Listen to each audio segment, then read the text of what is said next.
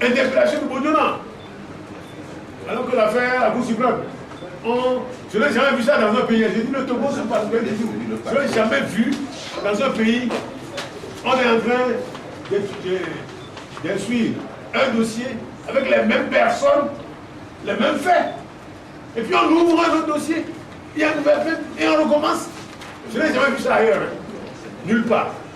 Dans aucun pays normal, cela ne se fait. Ce qui doit se faire, c'est s'il y a des choses rectificatives, on les envoie au juge d'instruction. Il y a une instruction qui vient au cas. On envoie ce qu'on veut comme complément au juge d'instruction. C'est lui qui apprécie.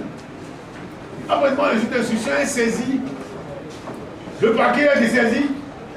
La police judiciaire est dessaisie. C'est clair. Le juge d'instruction est au juge du siège. Tout ce qui vient avant est dessaisi. On ne peut plus faire des actes en amont. C'est pas possible. Le juge est déjà saisi en aval.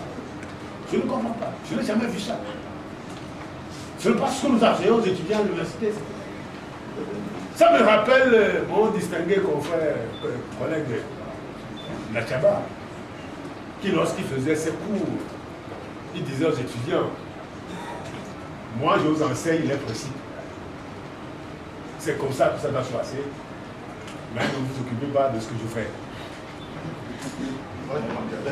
Parce que ce que je fais, c'est la politique. Qui n'a rien à voir avec ce que je vous enseigne. Mais le principe nous enseigne le principe. Pour cette affaire d'escroquerie internationale, il faut voir tout ce que le gouvernement a mobilisé, la télévision nationale. On a coupé le téléphone, on a mobilisé toute la justice pratiquement. L'Internet est coupé, la gendarmerie qui est devenue et la justice de notre pays. Vous voyez ce que ça coûte? Et là, chaque Togolais est dans l'insécurité totale. Et je voudrais aussi répondre tout de suite à cette question de votre confrère. Nous évoluons sur les principes. Le respect des droits de l'homme. L'instauration de l'état de droit dans notre pays. Ce n'est pas parce que Bodjona a commis beaucoup de fautes dans ses activités politiques qu'il ne faut pas voir le citoyen, qu'il ne faut pas voir l'homme. Mais si aujourd'hui vous ne prenez pas cette position sur les principes, c'est que demain ça va vous rejoindre. C'est de ça qu'il s'agit. Ce n'est pas parce que le gars il a mal fait hier ou bien il a l'habitude de mal faire qu'on attrape un citoyen dans ces circonstances-là, dans ces conditions, que chacun sait qu'il faut se taire. Donc le CST évolue avec les principes pour l'instauration de l'état de droit. Voilà ce que je voulais ajouter.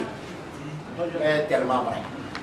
Le CST, nous avons des principes de base qui sont cristallisés dans notre plateforme citoyenne pour un Togo démocratique. Ça, c'est un document qui, dans l'histoire du Togo, ne peut pas souffrir de péremption.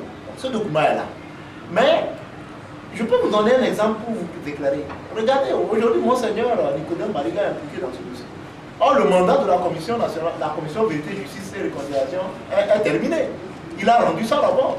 Mais il se trouve être impliqué dans ce dossier. C'est quoi? Il y a des droits de l'homme qui sont foulés au pied. C'est pourquoi il intervient. Parce qu'il sait que si le pouvoir continuait dans sa logique et qu'il n'arrivait pas à mettre fin à ça, le processus de réconciliation qu'il a entrepris peut trouver un coup.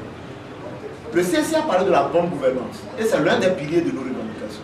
La bonne gouvernance, il faut quand même une répartition équitable des richesses nationales. Regardez ce qui s'est passé avec l'allocation des bus pour la distribution de l'argent pour une marge. Ça, c'est une question de la bonne gouvernance. Et donc, par rapport à ces questions, nous devons prendre position. Ce n'est pas des opportunités, mais c'est des questions qui nous interpellent par rapport au contenu de notre plateforme citoyenne pour un Togo démocratique. C'est des questions qui nous interpellent et le CSI doit nécessairement prendre position là-dessus. Ou bien nous sommes logiques envers nous-mêmes, ou bien nous ne sommes pas logiques envers nous-mêmes. Et donc, étant logiques envers nous-mêmes, il faut que ces questions qui interpellent le CSI, qui interpellent tous les Français de droits de l'homme, il faut qu'on puisse réagir. Je pense que c'est pour cela que nous réagissons par rapport à ces questions. Ce n'est pas de la liberté des citoyens togolais, ce serait de la comédie. Mais c'est tragique. Parce que la liberté n'a pas de prix. C'est n'importe quel Togolais. N'importe quel Togolais. Quel qu'il soit. Quel que soit ce que le Togolais fait.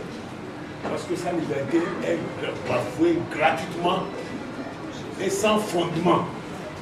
Sans aucune raison, gratuitement. Nous, droits de l'homme, nous devons le lever. De la même manière que cette question s'est posée lorsque j'ai commencé à défendre la Palestine. C'est exactement la même chose.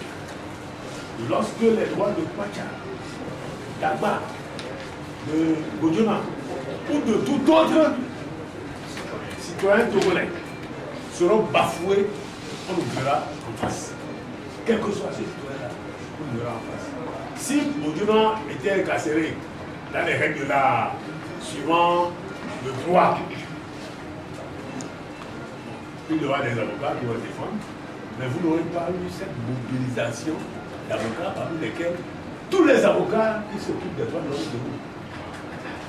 Maître Afam est là, Maître Pandi Adjare est là, je suis là, Maître Legan est là, Maître Apévoin est là, Maître l'ancien bâtonnier Dovi, ancien président de la CNDH est là, Maître Santé est là, Maître Aboussouin est là, Maître Apévon, Maître Atomessan, la CNDH est là, Maître David Techa est là, même ils sont nombreux. Ça veut dire que c'est un problème de principe comme on le répète. Si vous ne défendez pas les principes, c'est bonjour les dégâts. Quelle que soit la personne qui est concernée, ils vont défendre les principes jusqu'au bout des hommes. Voilà. C'est dire qu'une nouvelle plainte, en réalité, ne devait pas être déposée. Et vous imaginez que le deuxième statut du procureur, qui est un juge, qui a été mis à contribution pour amener Bojona à accepter d'être inculpé, si elle soit transmise. Et sur la base de ce soit transmis, on va chercher Bojona. On va interpeller Bojona. Je crois que ce n'est pas normal dans un pays qui se dit démocratique. Il faut quand même que nous sachions qu'il y a un coup de force permanent dans notre pays. C'est inadmissible. Ce n'est pas bien. Mais dans tous les cas, nous ne voulons pas parler de ce que Bojona a fait pour ce pays. Enfin, ce qu'il a fait même pour le régime. Mais il faut quand même que le droit soit dit. C'est pourquoi nous avons dit, quelle que soit la personne contre qui le droit n'est pas respecté, quelle que soit la personne dont les droits ne sont pas respectés, nous sommes là pour intervenir. Et le CST ne peut pas rester indifférent à cela.